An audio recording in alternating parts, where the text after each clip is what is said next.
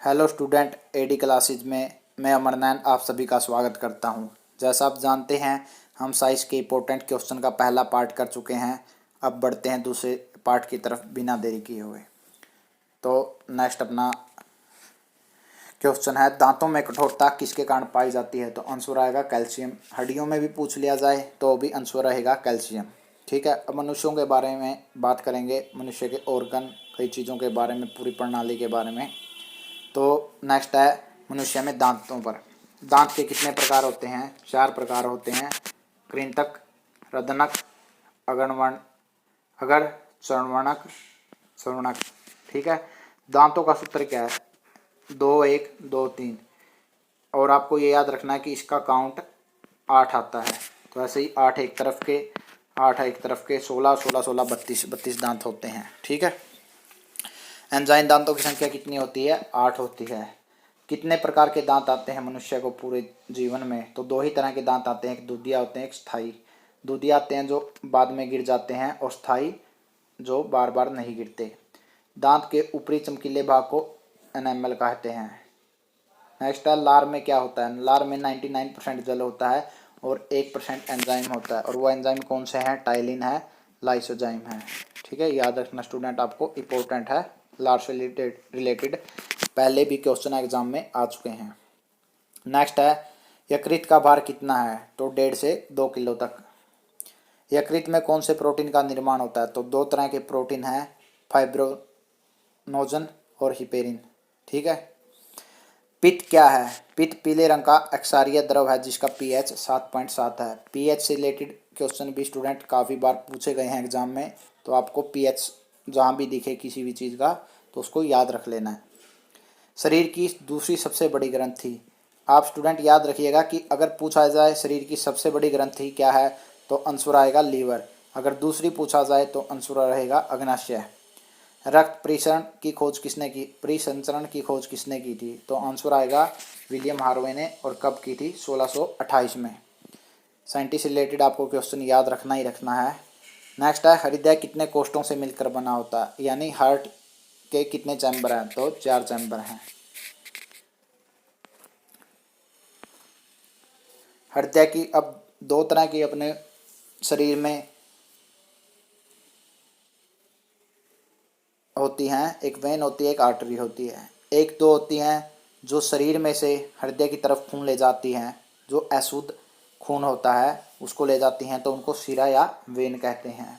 दूसरी क्या होती है? जो हृदय से शरीर की ओर खून ले जाती हैं। जब हार्ट से, दिल से शरीर की तरफ खून ले जाया जाएगा, उनको ले जाने वाली कहेंगी धमनी, या अंग्रेजी में आर्टरी भी लिखा मिल सकता है। और इनमें शुद्ध रक्त होता है क्योंकि उसमें ऑक्सीजन भरपूर मात्रा में होती है। दिल धड़कता है औसतन 1 मिनट में 72 बार। हृदय से मांसपेशियों तक रक्त पहुंचाने वाली वाहिनी, ये बहुत इंपॉर्टेंट है, इससे रिलेटेड क्वेश्चन पहले पूछा गया है। तो ये है कोरोनरी धमनी। और ये इंपॉर्टेंट क्यों है? क्योंकि हार्ट अटैक से रिलेटेड क्वेश्चन एग्जाम में आता है, तो उसका कारण यही है कि जब कोरोनरी धमनी में रुकावट हो जाती है तो हार्ट अटैक आ जाता है, जिससे मनुष्य की मौत भी हो जाती है। सामान्य रक्तदाब कितना है? 120 और 80। न्यूनतम 80 है, 120 ज़्यादा है। अगर इससे ऊपर होता है तो वह सामान्य नहीं है। धड़कन नियंत्रित करने वाले हार्मोन कौन से हैं? तो 2 हैं, थायरॉक्सिन और एड्रेनलिन। ठीक है, लसिका में पाई जाने वाली कणिकाएं कहलाती है, तो क्या कहलाती है? लिम्फोसाइट। और लिम्फोसाइट का काम क्या है? शरीर के हानिकारक कीटाणुओं को नष्ट कर शरीर को सुरक्षा प्रदान करना। लिम्फोसाइट एक बहुत बड़ा टॉपिक है, लेकिन आपको इतना डिटेल में पढ़ने की जरूरत नहीं है, एग्जाम में इससे ज़्यादा नहीं पूछा जाएगा। तो बढ़ते हैं नेक्स्ट। मूत्र का सामान्य घटक क्या है? एल्यूमिन। गुर्दे की निष्पंद इकाई क्या है? नेफ्रॉन। और गुर्दा क्या काम आता है? जल का संतुलन बनाए रखता है। ठीक है, अगर कार्य में पूछा जाए जल, इनमें से जल का संतुलन किसका कार्य है और उसमें आंसर दिया जाए गुर्दा, तो आपको गुर्दा ही सिलेक्ट करना है। मूत्र के स्राव को बढ़ाने वाली औषधि क्या है? डायूरेटिक। ठीक है, और मूत्र का क्या है, कैसा है स्वभाव में? अम्लीय होता है, जिसका पीएच लगभग 6 के बराबर है। ये लगभग है, एक्यूरेट नहीं है, क्योंकि वो घटता और बढ़ता रहता है। उसमें यूरिया की मात्रा के अनुसार। तो नेक्स्ट हम टॉपिक कर रहे हैं तंत्रिका तंत्र। आप स्टूडेंट याद रखिएगा, किसी की भी स्टडी अध्ययन के बारे में क्वेश्चन आपको याद रखना ही रखना है, वो पूछा जाता है। तो तंत्रिका तंत्र के अध्ययन को कहते हैं न्यूरोलॉजी।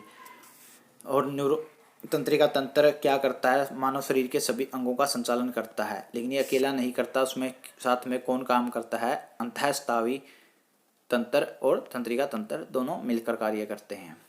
अब जैसे शरीर की संरचनात्मक कार्यात्मक इकाई सेल है, कोशिका थी, वैसे ही तंत्रिका तंत्र की संरचनात्मक और कार्यात्मक इकाई न्यूरॉन है। ठीक है स्टूडेंट। अब नेक्स्ट है, मानव जन्म के बाद किस ऊतक का कोशिका विभाजन नहीं होता। जैसा कि आप सभी जानते हैं, कुछ नहीं जानते उन्हें बता दूं कि मानव शरीर में कोशिकाओं का लगातार विभाजन होता रहता है, लेकिन एक ऐसी जगह है जहाँ पे उस ऊतक में कोशिका विभाजन नहीं होता। अब यहाँ पे आप ऊतक को देख के कंफ्यूज मत हो जाइएगा। जैसे अपना सेल होता है, इसके कोशिका लगा लीजिए। जब दो या दो से अधिक सेल मिल जाती हैं तो वो टिश्यू बनाती हैं, और टिश्यू को हम हिंदी में ऊतक बोलते हैं। ठीक है, तो कंफ्यूज नहीं होना है, सेलों का गुच्छा ही लगा लीजिए आप, ऊतक है एक तरफ से सीधे तौर पे। मानव शरीर की सबसे बड़ी कोशिका कौन सी है, तंत्रिका तंत्र, 90 सेंटीमीटर की है। मानव शरीर के दिमाग के ऊपर हड्डियों का ढांचा, उसे क्या कहते हैं, क्रैनियल। दिमाग सुरक्षा के लिए उसके ऊपर कितनी लेयर बनी होती है, तो 3 लेयर बनी होती हैं। दिमाग का भार कितना है, 1400 ग्राम, और सबसे ज़्यादा भार होता है अपने लीवर का, जो कि है 1.5 से 2 किलोग्राम, और यहाँ पे 1400 ग्राम। ठीक है। दिमाग की ऊपरी लेयर में लिक्विड भरा होता है, तो उस लिक्विड का नाम क्या है, सेरेब्रा स्पाइनल द्रव। और ये क्या काम आता है, ये दिमाग को बाहरी हमले से रक्षा करता है। मस्तिष्क का सबसे बड़ा भाग क्या है, सेरिब्रम है। और सेरिब्रम का क्या क्या कार्य है, यह याददाश्त और स्मरण शक्ति को नियंत्रित करता है। आप जब बोलते हैं कि मुझे याद नहीं रहता, शॉर्ट टर्म मेमोरी लॉस है, अभी याद था अभी भूल गया, तो वो इस भाग के कमज़ोर होने से हो जाता है। ठीक है स्टूडेंट। नेक्स्ट है, दूसरा पार्ट कौन सा है, हाइपोथैलेमस है, जो भूख, प्यास, नींद, गुस्सा, खुशी, इन सब को कंट्रोल करता है और ताप का नियंत्रण करता है। यहाँ आप थोड़ा सा समझिए, ताप का मतलब है तापमान को नियंत्रित करता है। अगर क्वेश्चन पूछा जाए, इंपॉर्टेंट है, ध्यान दीजिए, अगर पूछा जाए कि ताप का नियंत्रण कौन करता है तो हाइपोथैलेमस आएगा।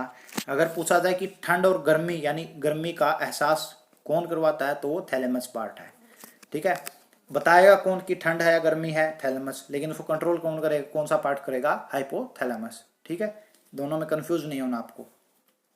नेक्स्ट है, पीयूष ग्रंथि कहाँ पर होती है, मस्तिष्क के आधार पर स्थित होती है।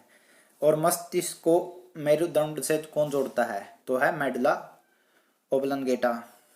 ठीक है, शरीर का संतुलन बनाए रखता है। अब यहाँ पे जो संतुलन है, ये किस प्रकार का संतुलन है, ये संतुलन है कि आप सीधे चल रहे तो आप गिरो ना, तो उसका संतुलन बनाए रखता है कौन है, सेरिबेलम। ठीक है, इंपॉर्टेंट है, याद रखना आपको, ये आपको गिरने से बचाता है, सपोर्ट देता है। नेक्स्ट हम हड्डियों की बात करेंगे। मानव शरीर में कुल कितनी हड्डियां हैं, 206। अब स्टूडेंट आपको बता दूं, जब नवजात शिशु पैदा होता है तो उसमें 300 हड्डियां होती है, जो उम्र के साथ साथ टूटती रहती हैं।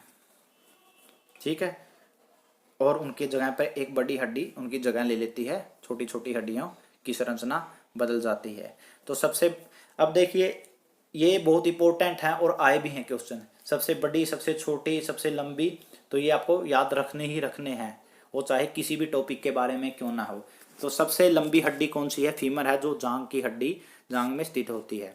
और सबसे छोटी हड्डी है स्टेप्स, जो है कान में स्थित होती है। सबसे पतली हड्डी बहिर्जगरिका है। ठीक है, आपको ये तीनों याद रखनी है। कुल मांसपेशियां शरीर में कितनी होती है, 639 होती हैं। और खोपड़ी में कुल अस्थियां 29 होती हैं। शरीर में पसलियों के जोड़ कितने होते हैं, 12 होते हैं। जो पेट होता है ना, उसमें पसलियों के जोड़ कितने होते हैं, 12 होते हैं। और टिश्यू नाम की हड्डी, एग्जाम में पहले भी आया, आप याद रखिएगा, वो कहाँ पर स्थित है, टांग में स्थित है। टैसे टिश्यू, टैसे टांग, याद रखिएगा, ज़्यादा कन्फ्यूज नहीं होना आपको। अस्थि और मांसपेशियों को आपस में कौन जोड़ता है, तो टेंडन जोड़ता है। पसलियों की संख्या सबसे ज़्यादा किस में होती है, सांप पसलियों के सहारे ही चलता है, उसमें हड्डियां नहीं होती। ठीक है,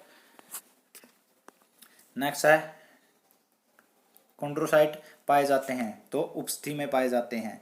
बुढ़ापे में हम हड्डियों का कमजोर होना, तो ये है कैल्शियम की कमी हो जाती है। आपको स्टूडेंट बता दूं कि 30 या 35 साल के बाद कैल्शियम की कमी ज़्यादा होने लगती है, जो बढ़ते उम्र के साथ साथ घटती रहती है।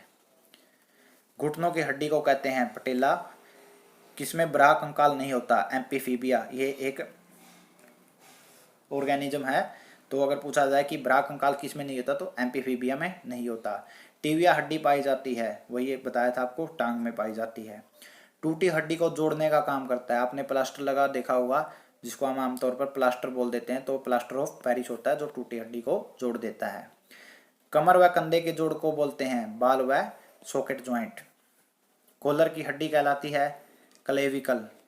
मानव में सैंडल जोड़ों की संख्या कितनी होती है, तो 2, आंसर आएगा 2।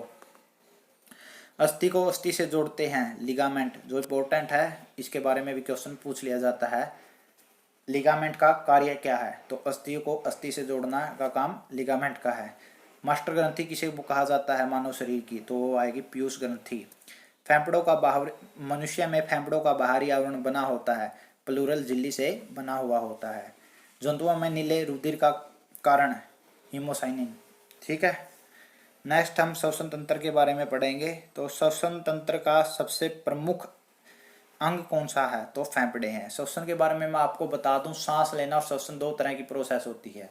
सांस हम नॉर्मल गैस लिया उसको छोड़ा, लेकिन श्वसन में हम क्या करते हैं, हम ऑक्सीजन को लेते हैं, उसको प्रोसेस के लिए बॉडी में भेजते हैं और अंदर से आने वाली कार्बोहाइड्रेट्स को बाहर निकलते हैं। ठीक है, तो ये श्वसन है। ऑक्सीजन की कमी कहलाती है, एनोक्सिया हो जाता है ऑक्सीजन की कमी से, ये याद रखिएगा, इंपॉर्टेंट है। मनुष्य के फुफ्फुसों की कुल सजीव क्षमता कितनी होती है, तो 4500 ml तक होती है। वायवीय श्वसन की जानकारी किसने दी थी, तो ये साइंटिस्ट का नाम है क्रेब्स ने दी थी, इंपॉर्टेंट है, याद रखिएगा।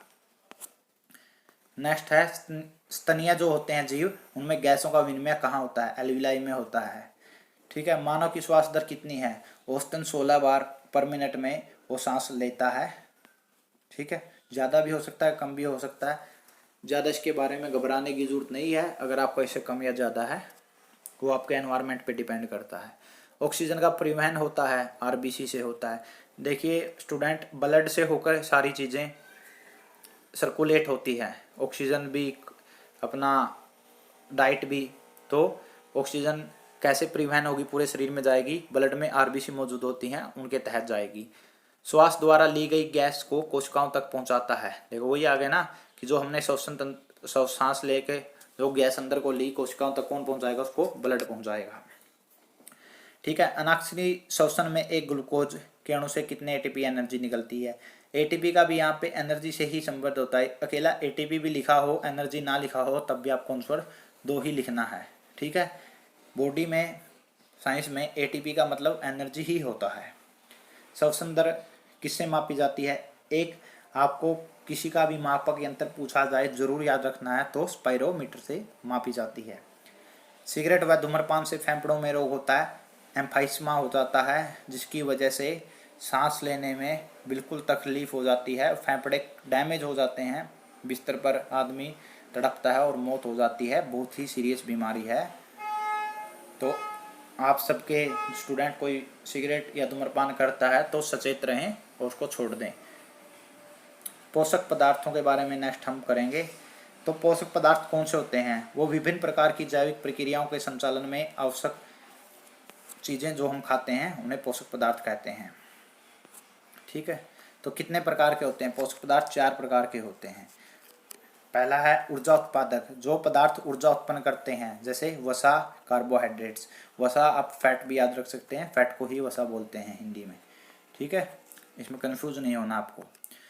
दूसरा उपापचयी नियंत्रक पदार्थ, जो उपाचयी क्रियाओं पर नियंत्रण रखते हैं, जैसे विटामिन हो गया, लवण हो गया, जल हो गया। तीसरा है शरीर वृद्धि पदार्थ, जैसे प्रोटीन हो गया, जो शरीर की वृद्धि में सहयोग देता है। चौथे आनुवांशिक पदार्थ, आनुवांशिक कौन से होते हैं, जो आनुवांशिक गुणों को अगली पीढ़ी में ले जाते हैं, जैसे न्यूक्लिक एसिड या अम्ल। तो इसमें पढ़ेंगे हम जो पोषक तत्व हम जानते हैं जो हमारे शरीर के लिए जरूरी है। तो उनमें सबसे पहला है कार्बोहाइड्रेट्स। तो कार्बोहाइड्रेट्स में सी यानी कार्बन का, H मतलब हाइड्रोजन और O मतलब ऑक्सीजन का अनुपात कितना है। तो आंसर है 1:2:1 और ये क्वेश्चन पहले पूछा जा चुका है। ठीक है, HSSC और SSC दोनों में। तो ये किससे मिलती है हमको, गेहूं, चावल, मक्का, बाजरा, शकरकंदी से मिलती है। इसका कार्य क्या है, ये विटामिन सी का निर्माण करती है। ठीक है, विटामिन सी का निर्माण करती है, न्यूक्लिक अम्लों का निर्माण करती है, ऑक्सीजन द्वारा शरीर में ऊर्जा की आपूर्ति करती है। ठीक है, ऊर्जा का मुख्य स्रोत भी है शरीर में। अगर ऊर्जा का मुख्य स्रोत पूछा जाए शरीर में, एनवायरनमेंट में पूछा जाए तो सूर्य का प्रकाश होगा, और शरीर में ऊर्जा का मुख्य स्रोत पूछा जाए तो कार्बोहाइड्रेट्स होगी। तो 3 प्रकार की होती है carbohydrates mainly, monosaccharide, disaccharide, polysaccharide. ठीक है, मोनोसैकेराइड होती है जो वो सबसे सरल अवस्था में पाई जाती है। इसका उदाहरण है ग्लूकोज, गैलेक्टोज, मैनोज, ट्राइयोज। ठीक है, और अब ड्राई क्या है, दो मोनोसैकेराइड थी, वो 2 या 2 से अधिक मिलके उन्होंने डाइसैकेराइड, 2 जब जुड़ी, वो 2 अणु उसके जुड़े तो डाइसैकेराइड बना दिया। इसका एग्जांपल है माल्टोज या सुक्रोज। ठीक है, और उससे ज़्यादा जुड़ी तो पॉलीसैकेराइड बन गया। ठीक है, आप इसको देख लेना। तो पॉलीसैकेराइड के एग्जांपल क्या है, स्टार्च है, ग्लाइकोजन है। सिंपल थी, मोनोसैकेराइड थी, 2 अणु उसके जुड़े तो डाइसैकेराइड बन गया, और 2 से ज़्यादा जुड़े तो पॉलीसैकेराइड हो गया। ठीक है, नेक्स्ट अपना जो एसेंशियल है अपनी बॉडी के लिए वो प्रोडक्ट है प्रोटीन। ठीक है, तो प्रोटीन क्या है, जटिल कार्बनिक यौग है, 20 एमिनो अम्ल से बना है। कितने एमिनो अम्ल से प्रोटीन बनता है, तो 20 एमिनो अम्ल यानी एमिनो एसिड से मिलकर प्रोटीन बनता है। आपको एमिनो एसिड लिखा मिल सकता है अम्ल की जगह, तो आपको याद रखना है। ठीक है, और मानव शरीर का 15% भाग प्रोटीन से है, ऊर्जा का उत्पादन करता है और शरीर की मरम्मत करता है। और यह हमें किससे मिलता है, ज़्यादातर सोयाबीन या मूंगफली से प्राप्त होता है। स्टूडेंट, मैं आपको डाइट में बता दूं, मूंगफली से आपको काफ़ी सारे विटामिन मिलते हैं और काफ़ी सारी चीज़ें मिलती हैं, और ठीक रेट में आपको अवेलेबल भी होती हैं। तो मौसम के हिसाब से आप मूंगफली ज़्यादा खाइएगा। आपको बादाम के रेट में सस्ता भी पड़ता है और बादाम से ज़्यादा फायदेमंद भी है। नेक्स्ट है मनुष्य। तो फिर प्रोटीन के बारे में, मनुष्य को कितने प्रकार के प्रोटीन की जरूरत होती है, तो 20 प्रकार की होती है। 10 तो बॉडी खुद तैयार कर लेती है और 10 भोजन के स्वरूप में हम बाहर से लेते हैं। तो अगर प्रोटीन की कमी बॉडी में हो जाए तो बच्चों में हो जाता है क्वाशक्योर रोग। ठीक है, उनकी ग्रोथ नहीं हो पाती अच्छे से।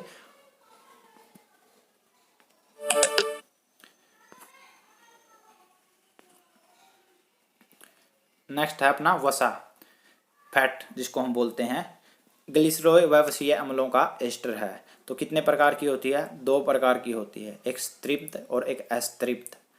नारियल का तेल से मिलती है, ताड़ का तेल से। ठीक है, और ये पाई जाती है मछली का तेल और वनस्पति तेलों में। ठीक है, और 1 ग्राम वसा में कितनी ऊर्जा होती है, ये क्वेश्चन पहले पूछा गया था। तो 9.3 किलो कैलोरी, किलो कैलोरी में ही हम ऊर्जा को मापते हैं। ठीक है, वसा का संश्लेषण होता है माइटोकॉन्ड्रिया में होता है, और इसीलिए उस माइटोकॉन्ड्रिया को सेल का पावर हाउस कहा जाता है। ठीक है, वसा शरीर में मौजूद रहकर शरीर के ताप को बाहर नहीं निकलने देती। यहाँ ताप से मतलब एक तरह से शरीर की ताकत है, शरीर की एनर्जी है, इसको आप गर्माहट नहीं ना सोचिए अकेला। ठीक है, नेक्स्ट है, इसकी कमी से त्वचा रूखी हो जाती है। अगर रूखी त्वचा रह जाती है तो आप गौर कीजिएगा कि आपके शरीर में वसा की कमी है, तो वसा से रिलेटेड आप चीज़ें खाइए। और इसकी अधिकता अगर ज़्यादा हो जाए तो उससे आपको रक्तचाप और दिल की बीमारियां हो जाती है। इसलिए डॉक्टर बोलते हैं कि फैट कम करो, फैट कम करो, वो इसलिए बोला जाता है। नेक्स्ट है हमारे एसेंशियल यानी पोषक तत्वों में विटामिन, सबसे ज़रूरी चीज़ है स्टूडेंट, और इनसे रिलेटेड क्वेश्चन हर एग्जाम में आता ही आता है। आपका किसी भी कोड का एग्जाम आए तो क्या होते हैं, शरीर की उपाच्य क्रियाओं को नियंत्रित करते हैं। आविष्कार किसने किया था, फंक ने किया था 1911 में। 2 तरह के विटामिन होते हैं, जल में घुलनशील और अघुलनशील है। जो घुलनशील है वो है विटामिन बी और सी, जो अघुलनशील है वो है vitamin A, vitamin D, vitamin E और विटामिन के। ठीक है स्टूडेंट, तो हम बारी बारी सर इनको पढ़ेंगे। तो सबसे पहले है विटामिन ए। तो इनका इंपॉर्टेंट क्या होता है कि इनका रासायनिक नाम आपको एक तो याद रखना है। तो विटामिन ए का रासायनिक नाम है रेटिनोल। ठीक है। दूसरा आपको क्या रखना है कि इसकी वजह से रोग कौन से हो जाते हैं, आपको रोगों से रिलेटेड क्वेश्चन पूछ लिया जा सकता है। ठीक है, तो इससे रतौंदिया जीरोथैल्मा हो जाता है। और हमें तीसरा याद रखना कि ये किससे मिलते हैं, तो दूध, अंडा, पनीर, हरी सब्जियां, साग सब्जियों से हमें ये मिलता है। नेक्स्ट है बी। विटामिन बी के कई टाइप हैं, तो उनमें सबसे पहला है B1। तो B1 अगर विटामिन है, इससे बैरी बैरी रोग हो जाता है। ठीक है, ये किससे मिलता है हमें, मूंगफली से, तिल से, सूखी मिर्च, बिना धुली दाल और अंडे से। ठीक है।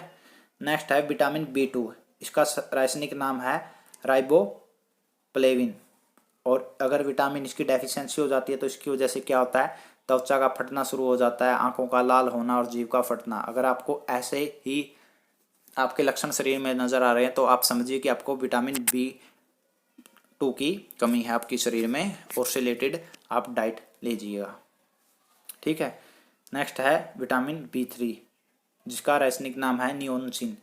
और त्वचा के दाद या फोर्जिस्ट्रोम इसकी वजह से हो जाता है, इसकी डेफिशिएंसी से, इसकी कमी के कारण। और ये हमें किससे मिलता है, हमें मांस से, मूंगफली से, टमाटर से, आलू से या पत्ती वाली सब्जियों से।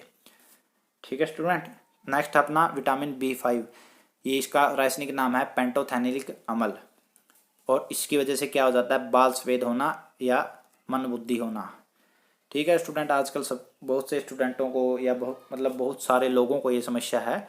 तो विटामिन B5 देख लीजिए आपको किससे मिलता है, मांस, दूध, मूंगफली, गन्ना, टमाटर। स्टूडेंट मैं आपको बता दूं, मूंगफली आपको लगभग हर विटामिन में मिलेगा, एक विटामिन को छोड़कर, विटामिन D को छोड़कर। इसलिए अगर आप सेहतमंद रहना चाहते हैं तो मूंगफली के सीजन में मूंगफली ज़रूर खाइएगा, आपको तंदुरुस्त रखने के लिए। नेक्स्ट है विटामिन B6। इसका रासायनिक नाम है पायरिडॉक्सिन। और इसकी डेफिशिएंसी की वजह से एनीमिया या त्वचा के रोग हो जाते हैं। और ये हमें किससे मिलता है, मांस और अनाज से मिलता है। नेक्स्ट है B7, विटामिन B7। इसका रासायनिक नाम है बायोटीन। और इसकी कमी की वजह से लकवा, शरीर में दर्द और बालों का गिरना शुरू हो जाता है। और यह हमें किससे मिलता है, मांस से, अंडा से, यकृत से, दूध से। ठीक है स्टूडेंट। नेक्स्ट है विटामिन C। विटामिन C का रासायनिक नाम है एस्कॉर्बिक एसिड। स्कर्बी या मसूड़ों का फूलना, इसकी कमी की वजह से ये रोग हो जाते हैं। और यह हमें किससे मिलता है, विटामिन C आपको ताकत देने में भी बहुत रोल निभाता है। विटामिन C आपको नींबू, संतरा, नारंगी, टमाटर, अंकुरित अनाज से मिलता है, आपको खीरे से भी मिलता है। आप ज़रूर खाइएगा।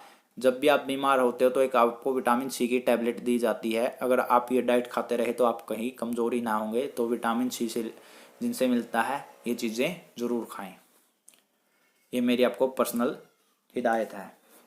नेक्स्ट है विटामिन D। इसका रासायनिक नाम है कैल्सिफेरोल। और इसकी डेफिशिएंसी की वजह से बच्चों में रिकेटस हो जाता है और ओस्टेमिलिया हो जाता है, बड़े यानी वयस्क लोगों में ओस्टेमोलेशिया हो जाता है। ठीक है। और ये हमें मिलता किससे है, मछली युक्त तेल से, दूध से, अंडे से। अगर आप ये चीज़ें ना अवेलेबल हो तो सनलाइट में रोज़ 5-10 मिनट बैठ के भी इसको ग्रहण कर सकते हैं। नेक्स्ट है विटामिन E। विटामिन E का रासायनिक नाम है टोकोफेरोल। और इससे सबसे बड़ी जो आज के समय में प्रॉब्लम चली हुई है, जनन शक्ति कम हो जाती है। तो जिन भी लेडीज़ या जेंट्स के बच्चे नहीं हो रहे हो तो उनको विटामिन E की डाइट ज़रूर सुधाएं। पत्ती वाली सब्जियां ज़रूर खाएं।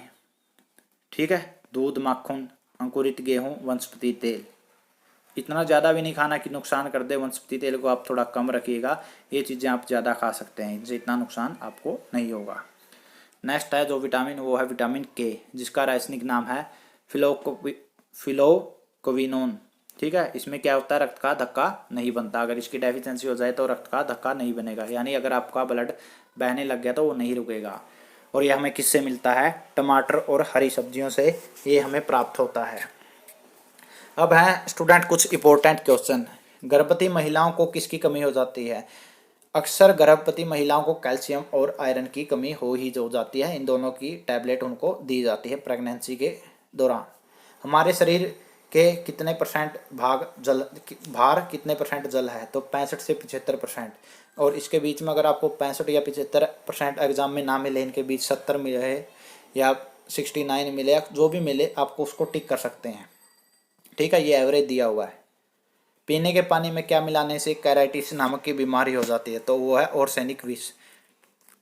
ठीक है, इसको ऐसे ही पूछ लेते हैं, अगर आर्सेनिक विष पानी में मिला तो कौन सी बीमारी हो जाती है, तो कैराटिसिस आएगा। और आपको दोनों तरीके से ये याद रखना है।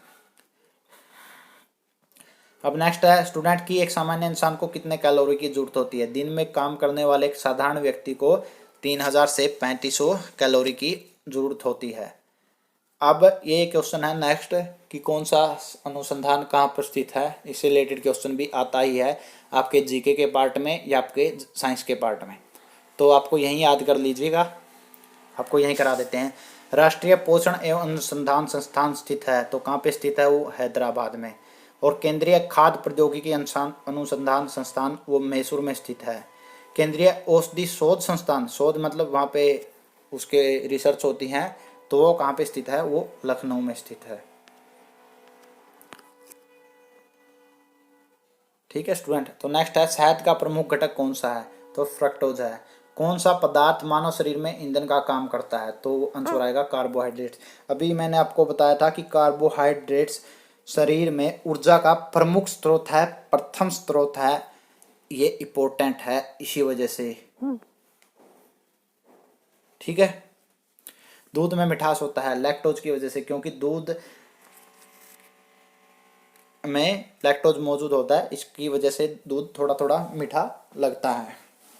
ठीक है, नेक्स्ट है मानव रोग। हम मानव रोगों के बारे में डिस्कशन करेंगे, इसके रिलेटेड भी एग्जाम में क्वेश्चन आते ही हैं।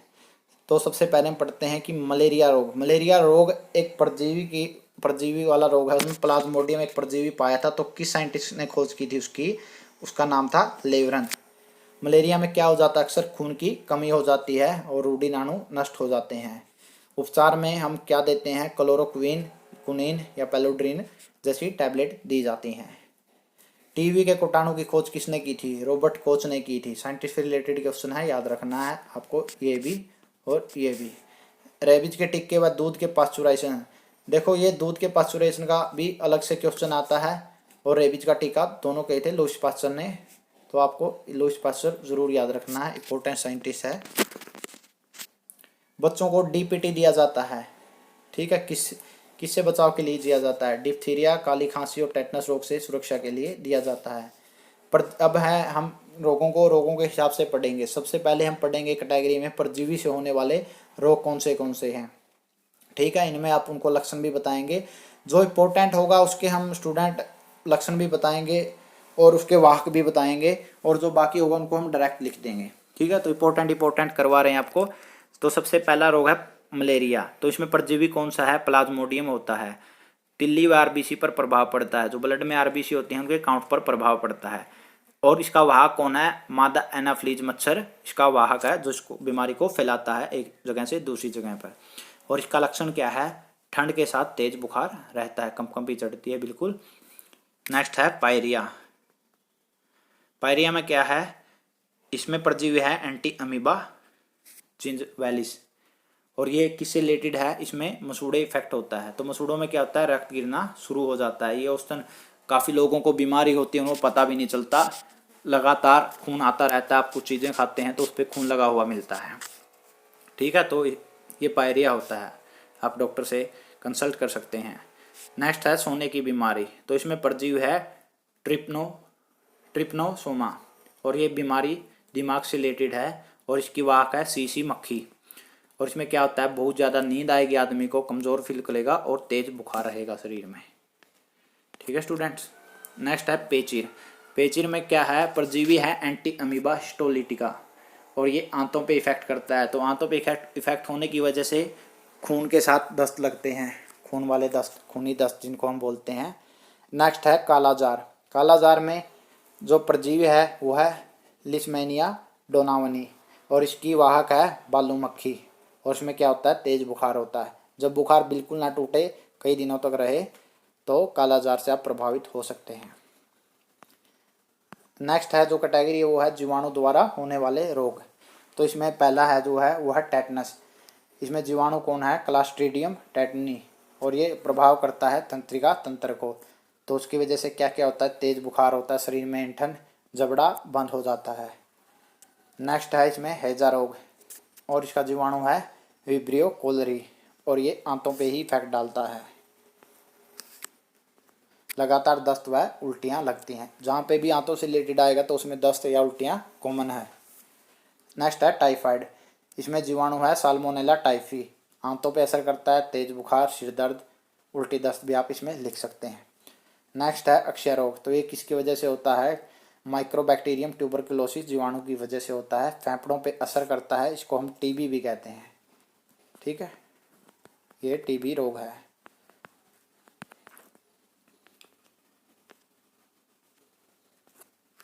इसमें क्या होता है, बार बार खांसी के साथ कफ या खून आने लगता है और आदमी कमज़ोर होकर मर भी सकता है।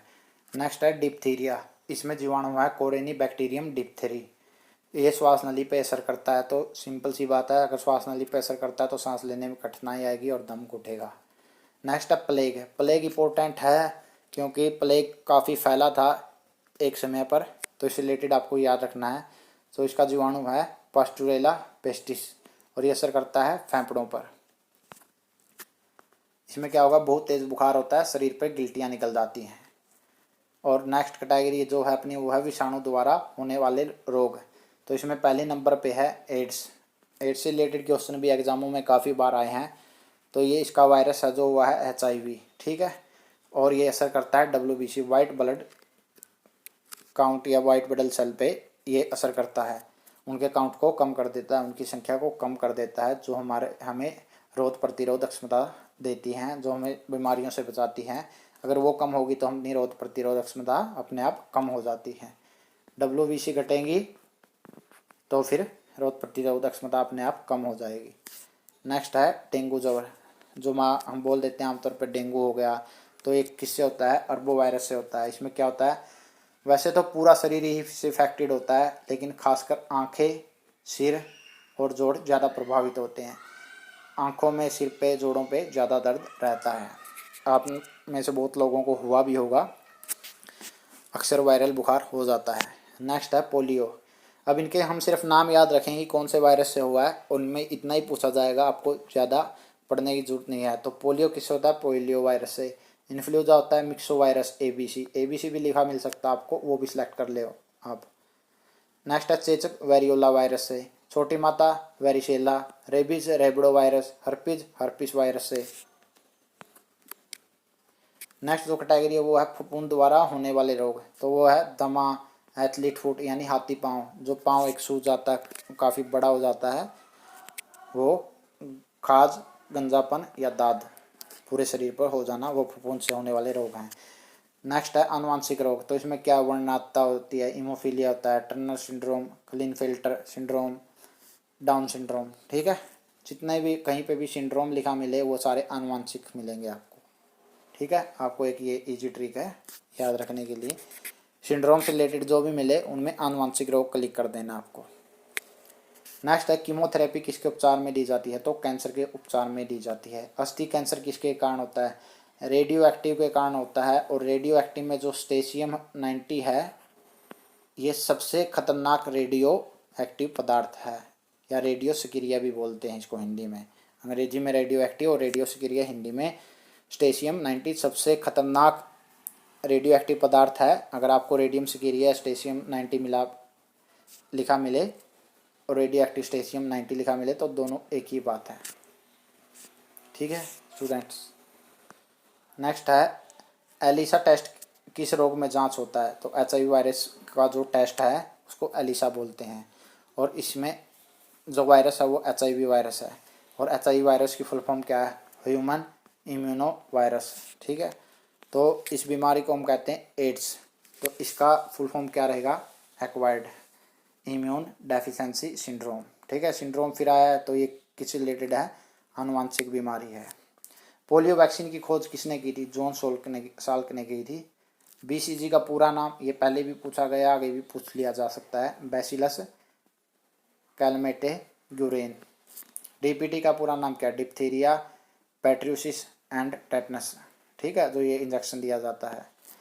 अब हैं कुछ आविष्कारों के बारे में हम बात करेंगे। कुछ साइंटिस्टों के आविष्कार हैं, वो आपको याद रखने हैं।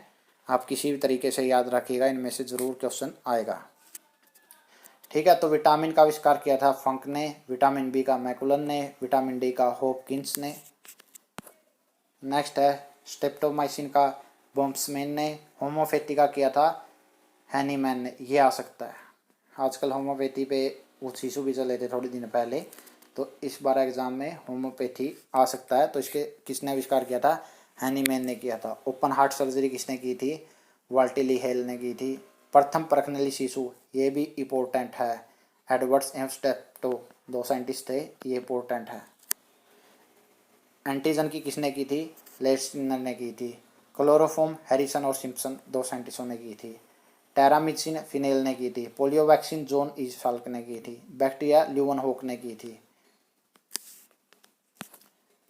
नेक्स्ट है आरएनए की जेम्स वाटसन और ऑर्थर ने की थी। मलेरिया परजीवी व चिकित्सा किसने की थी? रोनाल्ड रोस, ये भी इम्पोर्टेंट है। ठीक है, विटामिन ए मैकुलन ने, विटामिन सी की खोज होलकट ने की थी। सल्फा ड्रग्स की थी डांगमैन ने। दिल प्रत्यारोपण, ये भी इम्पोर्टेंट है, क्रिश्चियन बर्नार्ड, आपको याद रखना है। लिंग हार्मोन स्ट्रेनाउच ने। और सबसे इम्पोर्टेंट ये है जो आ सकता है, गर्भ निरोधक गोलियों की खोज पिनकस ने की थी। ठीक है, पिनकस। इलेक्ट्रोकार्डियोग्राफी की आई ने की थी। इंसुलिन की थी बेटिंग ने। चेचक का टीका एडवर्ड जेनर ने। टीवी बैक्टीरिया रॉबर्ट कोच ने। पेंसिलिन का जो इंजेक्शन था उसकी खोज की थी अलेक्जेंडर फ्लेमिंग ने। ठीक है, ये काफ़ी रोगों में फायदेमंद रहा था। बीसीजी की थी यूरिन कालमेट ने। रक्त परिवर्तन, ये भी इम्पोर्टेंट है, कॉलर लैंडस्टीनर, जरूर आपको याद रखना है। पेचिस तथा प्लेग की चिकित्सा, ये भी इम्पोर्टेंट है, क्योंकि आप जैसे जानते हैं प्लेग काफ़ी फैला था एक टाइम पे लंदन साइड, तो इसलिए ये भी इम्पोर्टेंट है। तो इसी के साथ हमारा ये पार्ट ख़त्म होता है। अब कुछ पार्ट रह गए हैं, शायद 2-3 पार्ट और बचे हैं साइंस के, आपका कंप्लीट हो जाएगा। तब तक आप इसका रिवीजन करते रहिए, इसको दोहराते रहिए। मैं जल्द ही मिलूँगा आपको नई वीडियो के साथ। आपको मेरा पढ़ाया कैसा लग रहा है वो आप मुझे कमेंट में बता दीजिए। अगर कोई डाउट हो तो आप कमेंट में पूछ सकते हैं, हम ज़रूर आपका रिप्लाई करेंगे। एडी क्लासेज की तरफ से मैं आप सभी का धन्यवाद करता हूँ मेरे साथ यह वीडियो देखने में। अब आप चैनल को सब्सक्राइब कीजिए। और अब कोई भी आपको पेड कोर्स साइंस का लेने की ज़रूरत नहीं है, साइंस आपको मैं पढ़ाऊँगा और इससे बाहर आपको कुछ नहीं आएगा। जस्ट आपको ये इंपॉर्टेंट क्वेश्चन के आंसर आपको याद रखने हैं। वो आप कैसे रखें वो आपकी मर्जी, आप रट्टा लगाएं, ट्रिक लगाएं या कैसे भी याद करें। मिलेंगे फिर, तब तक सुरक्षित रहिए, घर पे रहिए और तैयारी करते रहिए, हौसला मत छोड़िए, क्योंकि आपकी सिलेक्शन पक्की है, आपकी सिलेक्शन हमारी जिम्मेदारी है। Thank you students.